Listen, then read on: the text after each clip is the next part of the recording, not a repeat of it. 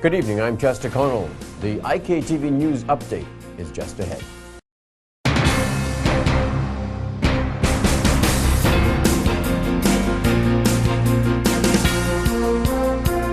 This country has experienced some very intense weather due to a tropical trough over the past 2 days. Acting Director of the National Emergency Management Organization, NEMO, Michelle Forbes, explains that due to the weather, some areas have been affected. We have flooding in Prospect, near the McMahon's residence, in Diamond, around the Octagon area. And we have had some flooding also that was basically triggered from landslides that would have blocked the drains in Calder area. We have had some 5 main landslides in Belmont, the Belmont area, the Calder Bonham Road, and also in another area in Calderidge near to Mr. Joseph Jack's residence. We had one at Creek Corner and another one reported in the Mesopotamia area. Forbes mentions that they have not received any reports from the Grenadine Islands. However, BRAGSA, Building, Roads and General Services Authority, will determine what action to take regarding these incidents. Forbes says that if the weather continues, Vincentians should exercise caution. Our soil is already saturated, and bitumen they have already reached at that saturation level, so obviously we'll have some failures, some slope failures, and probably some retaining walls if that have not been constructed properly, falling with the force of water behind them. So we can continue to see more flooding and landslides if once the rain continues, but hopefully that by this evening it will start clearing up according to the reports that we have received from the Met Office. The country has received 2.2 inches of rainfall overnight. Local doctors and medical personnel now have better access to the medical records of their patients with the launch of a computerized health information system.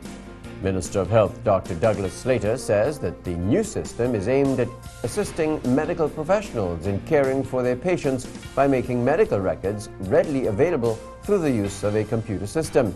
He adds that the idea for the new setup came from the need to improve the data collection and retrieval process. Dr. Slater adds that the new system will help to improve the efficiency and delivery of healthcare services throughout the country. The St. Vincent Electricity Services Limited, VINLEC, held its opening ceremony for their Safety Week 2010 yesterday under the theme, Your Life is Valuable, Safety is Advisable. The company reveals that the week of activities, which will end on September the 25th, is being done in view of the fact that their employees are involved in tasks that can be very dangerous if not carried out with safety in mind. These tasks include, among other things, electricity generation and distribution, fuel handling, equipment installation, and operation and maintenance.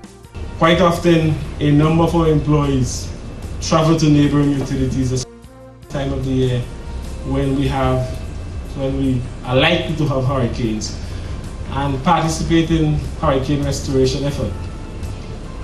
As a member of CARELEC, we have been very active in trying to get the regional association to have a standardized program whereby when our linesmen, our employees leave our shows, we are aware that they're going to work in an environment with people who are as trained or even better trained than they are. And I think this is an important aspect to our safety and the safety of employees. Those of you who are following the electricity news and what's happening around the region would have heard that quite recently, Tiga, after the restoration of what really was a passage of a tropical storm, one of their linesmen got into difficulty and passed away. So essentially that's one of the areas of safety that we are. How does Senator Julian Francis defend the contracts awarded to Franco Construction while he was Minister of Works? In a recently aired IKTV talk program, Unrendered, Senator Francis responded to the question.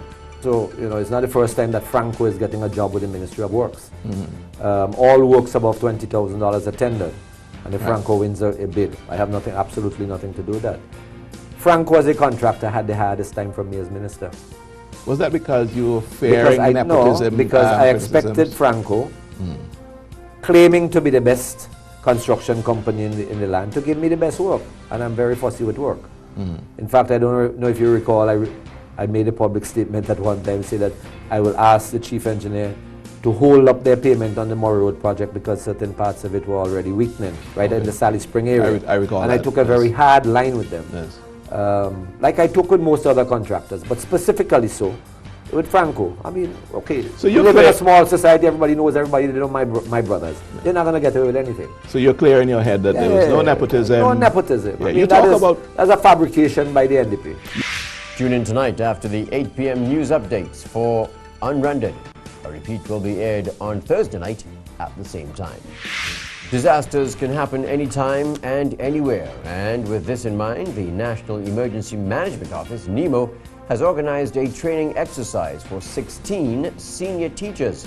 The teachers, who come from primary and secondary and tertiary institutions here, are currently being trained to develop, present, and manage effective training programs.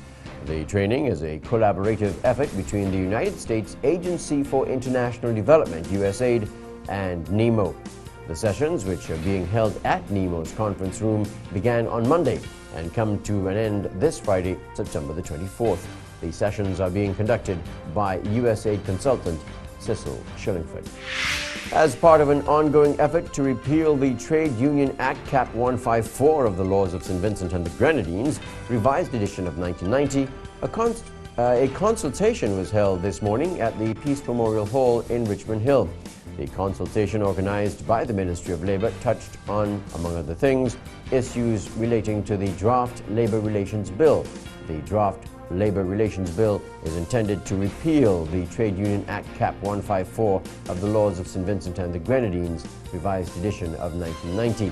Minister of Labour René Batiste delivered the feature address, while the event also heard remarks from President of the National Labour Congress, Noel Jackson, and Vice President of the Employers Federation, Martin Laborde. A new report released Monday lists Somalia, Eritrea, and Haiti among the world's worst places to be a school child because of poor access to education. The report from the Global Campaign for Education, based in South Africa, ranks countries on factors including access to basic education, teacher-to-student ratio, and educational provision for girls. The report says 69 million children who should be in school are not. The worldwide economic crisis has also taken the toll on education. The report states millions of children are becoming the victims of the financial crisis, with poor countries' education budgets being cut by $4.6 billion a year. The study concludes, in the last 12 months, Kenya had to delay the provision for free education to 9.7 million children due to budgetary constraints.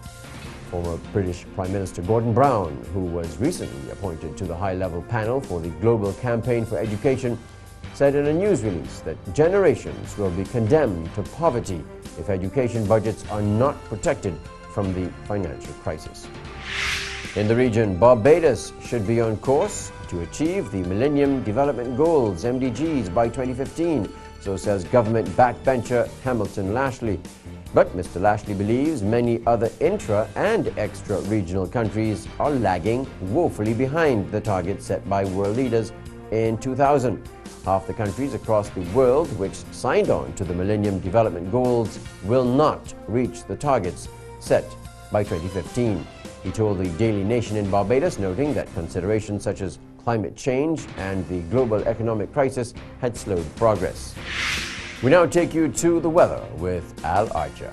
Hi, late today we're still watching active weather in the tropics. This time around, though, it's in the eastern Caribbean where we've been picking up on some active showers, thunderstorms developing with squalls in around portions of the eastern Caribbean on and through the Windward Islands. We had a wind gust of 48 miles an hour reported late morning on St. Lucia during a heavy squall there, and our winds commonly around St. Vincent and the Grenadines have been running at about 25 miles per hour during the course of the afternoon. Now, as we take a look at our Doppler radar, we're picking up on wide area of rain within about 200 miles or 325 kilometers in all direction of St. Vincent and the Grenadines. However, computer forecast models are suggesting that the area of disturbed weather in the Eastern Caribbean will get better organized, becomes Tropical Storm Matthew as it nears the ABC Islands on Wednesday afternoon, Wednesday night, and then continues to possibly strengthen further upon passage to the south of the Cayman Islands and Jamaica on Friday, and then by Saturday slams into Nicaragua. The remnants of Matthew would then meander around the Western Caribbean this weekend into early next week before eventually becoming a little bit stronger, possibly then up and through areas of Cuba and the central Bahamas towards the middle to latter part of next week. As far as our weather is concerned here at St. Vincent and the Grenadines, we're looking at cloudy, breezy, showery, squally weather through Wednesday night, with rain chances running at about 80%. Our overnight low 75 Fahrenheit, 24 Celsius. The high tomorrow up to 85 Fahrenheit, 29 Celsius. And then for looks like Thursday through the weekend, variably cloudy, will hold to a 40% Thursday, 30% Friday through Sunday, chance for showers, with highs again daily at 88 Fahrenheit, 31 Celsius. Here's a rain forecast tonight. We'll have winds coming out of the northeast to east, 15 to 20 knots, small craft advisory, seas building 2.5 to 3 meters, north swells. Wednesday and Wednesday night, winds are northeast to east, 15 to 20 knots, seas a whopping 3 meters in north swells. And tides here at Kingstown starting at first tonight with a low at 11:07, a high in the morning at 5:12, a low on Wednesday afternoon 12:13. I'm meteorologist Alan Archer here on IKTV. It's all about you. And sports is up next.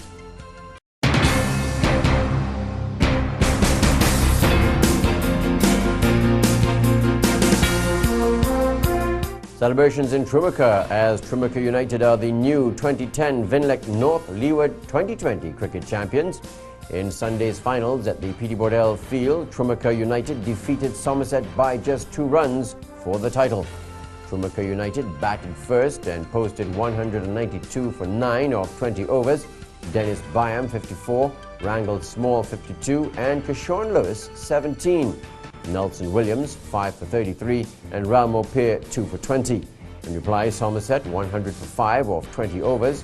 Orville Franklin 41, Allington Williams 36 not out, Kevin Small 35, Dale Michael 25, Ralmo Peer 20 and Nelson Williams 19. Dawson Connell 3 for 60, Kenneth Dember most economical bowler 4 overs 20 runs 1 wicket. Belgium won both the reverse singles to defeat Australia 3-2 on Monday to retain their place in the 2011 Davis Cup World Group. The 117th ranked Steve Darcy overcame Australian Garston Ball 7-6, 6-3, 6-4 in the 5th and deciding singles rubber in 2 hours, 23 minutes to hand the Belgians victory after they had trailed 2-1 following their doubles loss on Saturday. The stage was set for Belgium's comeback when their number 1 designated player Oliver Rochus held out Peter Luczak 7-6, 6-4, 6-7, 7-6 in almost 4.5 hours earlier on Monday. World number 1 26 Luczak was a replacement for former world number 1 Leighton Hewitt, who injured his hand while playing in Saturday's doubles. This has been another IKTV News Update. I'm Chester Connell. Good evening.